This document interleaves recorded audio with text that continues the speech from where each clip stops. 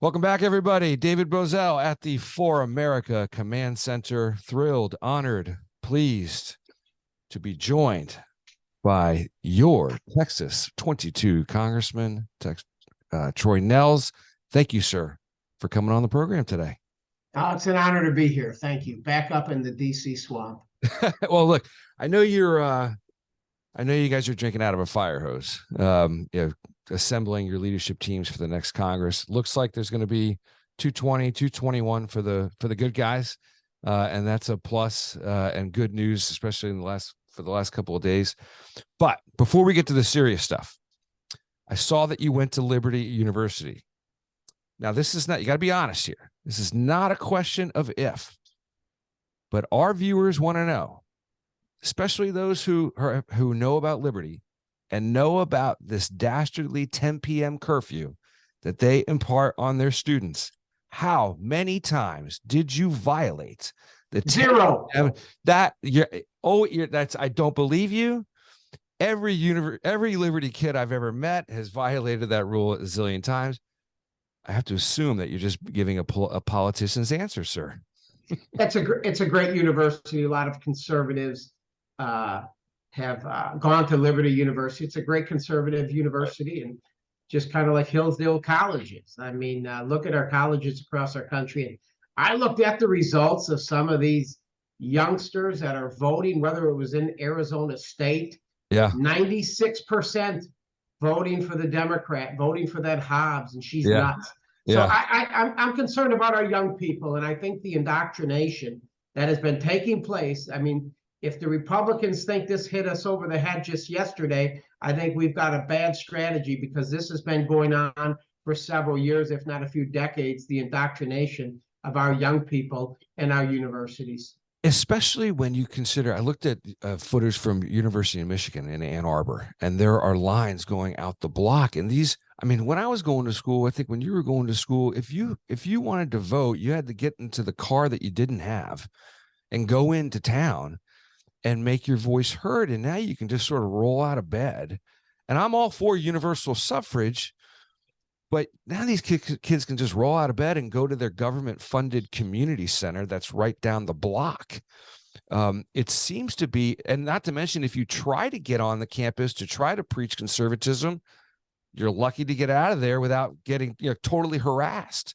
So there's a huge problem in terms of getting on campus to plant the conservative flag. You're representing Greater Houston. There's a lot of Republicans in the same vein that are struggling to capture the attention of urban environments, of suburban environments. How are you pulling this off? Well, I'm in a great district. I was the old sheriff of Fort Bend County, Texas. I was there for 30 years as a sheriff for 8. And who doesn't love their sheriff? I mean, unless you're just one of those sheriffs that want to let out all the illegal immigrants out of your jail, or you don't support, criminal justice. I mean, I think most sheriffs are probably the most beloved elected official in their county. So Fort Bend County still represents about 60% of my district, and I just can clobber just about anybody there. And then we have some other areas around Fort Bend County, Brazoria County and stuff that are very conservative counties. So we did very, very well. I think I got 63% of vote. But I just, it's all about messaging too. It's looking at the American people. It's looking at the individuals in your district and telling them what you want to do for them. Exactly. Don't tell them you're a conservative and you want to reduce taxes and have less government interference in our lives and support the Second Amendment, and then come up here and do just the opposite. Right. And that's what we've been doing for quite some time. We go out there and we tell our people we want to do this. We get up here and nothing changes. Things have to change in this swamp. So cardinal rule of politics is define or be defined.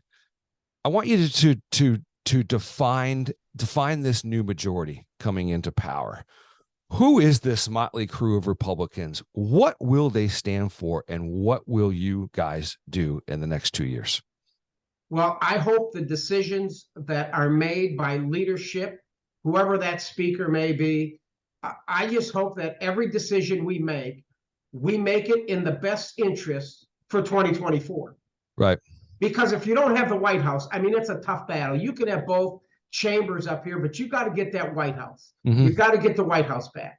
So we are in a prime position now. The American people gave us the gavel, not by the majority that we all felt it would be, but we still have the gavel. Now let's damn well take care of it. Right. And let's show the American people leadership. Let's put the American people first. We got to put the American people first. We got to get the spending under control. We've got to secure the southern border. I don't have to sit and educate you or your viewers today on the multiple crises that take place in our country and across the globe, but they're begging for leadership. The American people are begging for leadership. Let's put the American people first, and then let's get the White House back for 2024. Period. That's it. Period. How do you assess? I don't want to play Monday morning quarterback too much, but just to hit on the midterms for a second, I've got my theories. Everybody's got hot takes. It's just seemed to me, but I want to learn and I want to know what you guys are feeling and thinking about the results. It seemed to me that the Republican Party lacked that one big idea at the top. I mean, fighting this nebulous blob called inflation is one thing, but providing that policy prescription to put people's money back into their pockets, I think was lacking. And that really does come from the top because it helps the new candidate the most, in my opinion. These new candidates are I mean, this is what we wanted, right? We wanted new people, fresh blood, fresh faces. And there were a lot of them, but they could have benefited the most from having a better top line message. Do you agree or disagree? I agree. And I think we have the leader, McCarthy, rolled out the commitment to America. And it's 4 different areas. I mean, the energy independence, securing the southern border, obviously trying to find ways we have to find a way to reduce spending. And that's it. I think the American people, again, are looking for results. Results, because what you see up here is we kick the can down the road, continuing resolutions. I mean, another debt ceiling increase. Yeah. There are going to be some tough decisions that we are going to have to make in the first 60 days. And if you're a brand new freshman up here, I tell you, you're going to be thrown in the water and under the water. You got to figure out what you're going to want to do and what kind of a member you want to be. Do you want to continue to just go along and get along, kick the can down the road? And if we're not careful, 31 trillion is going to be 33 trillion, 34 trillion. Are we going to give billions of dollars more money to Ukraine? I was one of 57 that voted against funding to the Ukraine. Now, I know they need some help over there and this and that, but just understand, America, that Putin wouldn't be into the Ukraine today if it wouldn't be for the leader we have, the president we have, that is weak. Yeah. Putin takes advantage of weak adversaries, and that's who we have in the White House with Joe Biden. He never went in under Donald Trump, never even went close, and now the American people are paying for it, and they're paying for it dearly, and there is no end, and there is no, we don't have a strategy there other than open the checkbook and send them billions more. I cannot do it. I will not do it. Well, now you get, so there is a clarion call to investigate a lot of things, right? The border, Hunter, the truth about the elections, the truth about COVID. I don't think you can investigate all of them well, and I do think that there's investigation fatigue because nobody seems to be ever held accountable. I mean, when Hillary can go in front of you guys and say, what difference does it make? And then it doesn't seem to make much difference. I think there is some investigation fatigue among the base. However, this recent story with this cryptocurrency exchange and how it relates to the Democrats' second biggest donor, and how it basically there's a circle between this guy, Ukraine funding by the United States taxpayer, and then Ukraine joining FTX as a partner. I mean, it looks like it could possibly be a massive money laundering operation. I don't want to get ahead of it, but has that story reached critical mass among the conference as potentially maybe the most important investigation and most timely that you guys might have to encounter? Yeah, where there's smoke, there's fire. And I believe that this Mr. Bankman, I think you're referring to, I think it's Mr. Bankman, the idea that he was the second largest donor to the Democrat Party other than George Soros. Listen, We've got a great member, one of the most, if not the most well-respected member in the House of Representatives in our conference. That's Jim Jordan. Right He's on. going to be over judiciary. He's going to have the gavel. Mr. Comer from Kentucky, he's going to be over government and oversight reform. I believe there need to be several investigations. Now, you mentioned fatigue. Well, the Democrats seem to just keep investigations going on January 6th about Donald Trump. We need to start fighting back. We need to have investigations in the Mayorkas. We need to have investigations in the Christopher Wray, Garland. We need to bring Fauci up here, and we need to have Hunter up here. Right. We need to have, I know that Fauci's retired, but he knows the address up here. Subpoena power, get him up here. We need to subpoena these individuals, get him up here, because the American people, at least in my district, are demanding answers. They want answers into why we have such a border that just is open. And Mayorkas will look at the American people and say it's closed. We have a closed border. It's ridiculous. It's irresponsible. It's killing hundreds of thousands of Americans with the fentanyl. No, I support investigations and having a lot of them, holding this administration accountable, because they've destroyed this country. They've destroyed it in 23 months.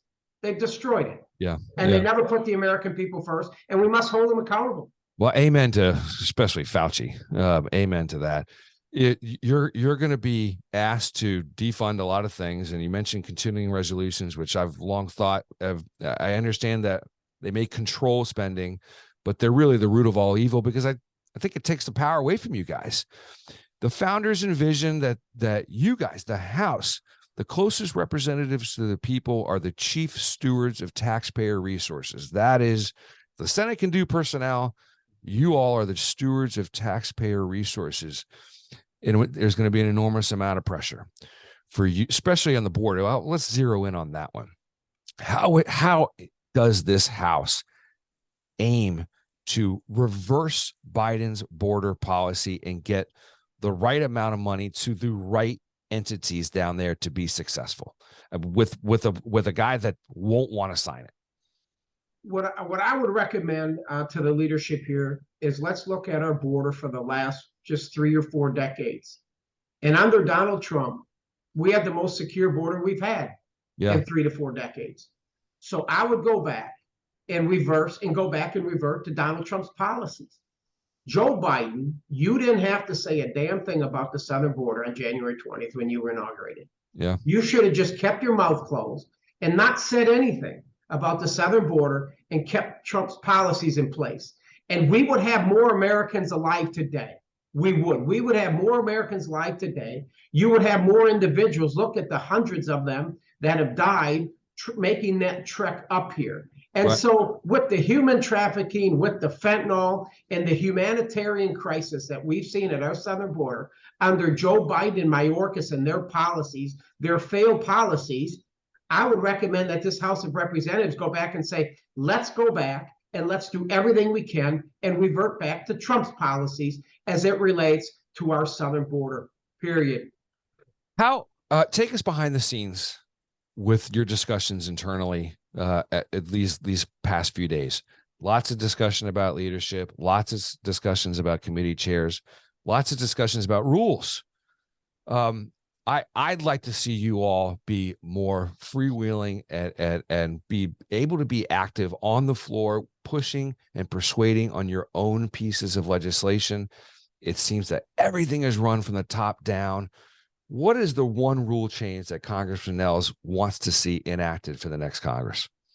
Well, I think there's a lot of talk about offering amendments on the floor, and we don't get opportunities to do that. And everything seems to go through the Rules Committee. And there's a lot of talk about these suspension bills where there's no debate on these suspension bills. And some of these bills that have been under suspension, where there's really no debate, we don't really get any opportunity to look at these bills, are up into the billions of dollars. So I think that there are members of the House Freedom Caucus and others that would like to change some of these rules to have more input, where members of Congress that are representing 750, 800,000 people, when they're going to vote on something, that they actually know what the hell they're voting on.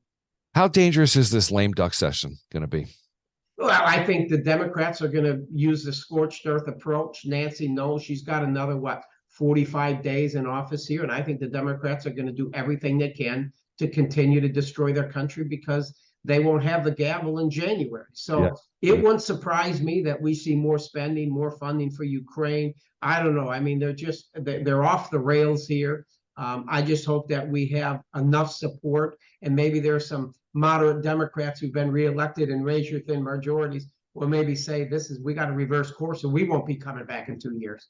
So hopefully the Democrats will. I don't know. I just have no faith and confidence in Nancy Pelosi and what the far left will do. To our country.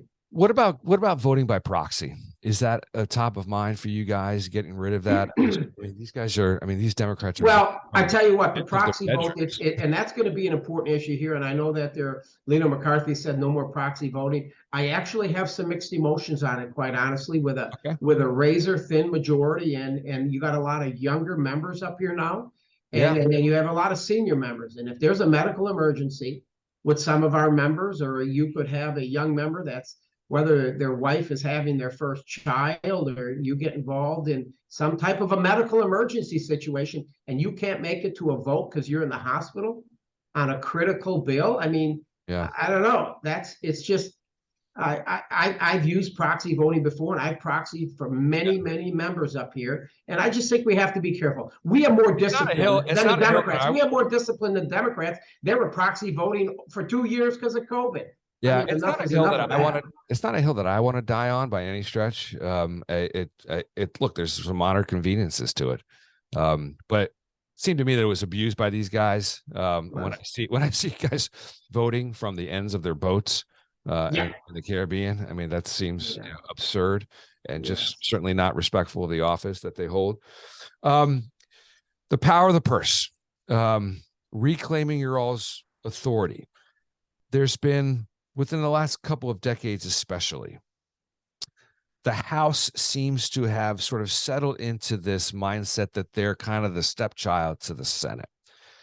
I'd love it if you guys would sort of like reclaim your positions as the adults in the room, as being in charge. How do the Freedom Caucus, your fellow conservatives, embolden this membership, especially the new guys, to be co-equal branches of government rather than just waiting to see what Schumer throws at them? Yeah. Well, I know that we have some, difficult days ahead here, probably even starting today with our leadership elections. But you look what's taking place in the Senate right now with Mitch McConnell, and he's got to go. I can't believe that those senators over there would reelect him as their leader. They shouldn't, unless they're just a bunch of rhinos. But Mitch McConnell has to go. He's got to go. He's got to get out of there. And so you see a lot of difficulty over there right now with who's going to be their leader. But this is an opportunity for the House of Representatives to come together and show leadership. Show the American people that the lower house, that we can do some great things here for the American people. I believe that we have the potential to do it. But what's going to be interesting is with this slim majority, whether it's 3 or 4 seats or maybe 5, I think that the speaker is going to have to work with members of the Freedom Caucus. Otherwise, nothing's going to get through. I mean, there's 40 of us on that Freedom Caucus, and so he's the next speaker is going to have to work with the Freedom Caucus to get anything through the floor. I chuckle when I hear these senators consider themselves to be a part of the world's greatest deliberative body. Meanwhile, they're going to elect their leadership behind closed doors at a 3-martini lunch that nobody has eyes on, and they kind of belittle you guys as too freewheeling and undisciplined. And but that's my point. I think there's a unique opportunity for the House to redefine itself as the adults rather than what's going on, particularly in leadership races in the Senate. I wanted to talk to you about leadership. Have you declared publicly where you are on McCarthy? I have. I said that I will support Kevin McCarthy to be our next speaker. I will. There just is no one else. I mean, I listen. I'm just a realist, folks. Now you could have 3 or 4 or 5 members just try to put a kink in this thing, and it takes 5 or 6, maybe even 5. That could prevent him from getting there, but I just don't see anyone else right now that has really been vocal. I know that we've got Congressman Andy Biggs that he's throwing his name in the hat. I heard he's running, but I just think right now that Kevin McCarthy has the support of a very large majority of the House, and he has my support right now. He has my support until he doesn't. Well, we love Andy too, and I'm not as big on getting rid of McCarthy as I am McConnell.